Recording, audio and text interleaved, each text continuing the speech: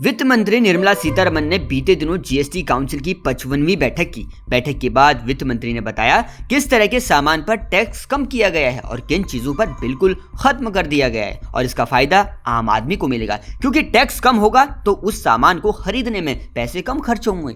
तो समझिए क्या क्या सामान अब से सस्ते हो गए हैं। पहले नंबर पर है फोर्टिफाइड चावल के कर्नेल्स पर जीएसटी गुड्स सर्विसेज टैक्स घटकर 5% हो गया है। दूसरे नंबर पर देश से बाहर माल भेजने वाले सप्लायर्स को सप्लाई पर कंपनसेशन सेस की दर को कम किया गया है। इसका फायदा यह होगा कि एक्सपोर्ट्स के लिए वर्किंग कैपिटल बढ़ जाएगी, यानी भारत के ऐसे सप्लायर्स जिनका माल विदेशों में जाता है फायदा उनको होगा, क्योंकि उन्हें एक तरह के टैक्स में छूट मिलेगी और उनके सामान की लागत भी कम हो जाएगी, जिससे विदेश में जब उनका सामान पहुंचेगा तो वो पहले की तुलना में सस्ता होगा, वहां उसकी खपत ज्यादा होगी, तो ऑटोमेटिक ही भारत में मार्केट फलता फूलता रहेगा। इसे एक उदाहरण से भी समझते हैं। जैसे एक निर्यातक कंपनी 100 रुपए का सामान विदेश भेजती है। पहले कंपनसेशन सेस 1% था, तो कंपनी को 1 रुपए सेस देना पड़ता था, लेकिन अब सेस 0.1% कर दिया गया है, तो कंपनी को सिर्फ 0.10 रुपया सेस देना होगा, जिसकी वजह से वैश्विक बाजार में एक कंपटीशन भी बना रहेगा।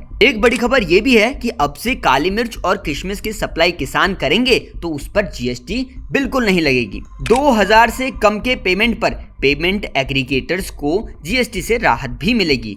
लोन की शर्तों को नहीं मानने वालों पर बैंक और नॉन बैंकिंग फाइनेंस कंपनीज जो पेनल्टी लगाएंगी उस पर भी जीएसटी नहीं लगेगा। नई गाड़ियों की बिक्री बढ़ाने के लिए इस पर 5% की जीएसटी लगाई गई है और वहीं जो गाड़ियां सेकेंड हैंड हैं उन पर 18% का जीएसटी देना होगा। खुशखबरी की बात यह है कि अगर कोई 2 व्यक्ति सेकेंड हैंड इलेक्ट्रिकल व्हीकल का लेन देन करते हैं तो इस पर कोई भी जीएसटी नहीं लगेगा।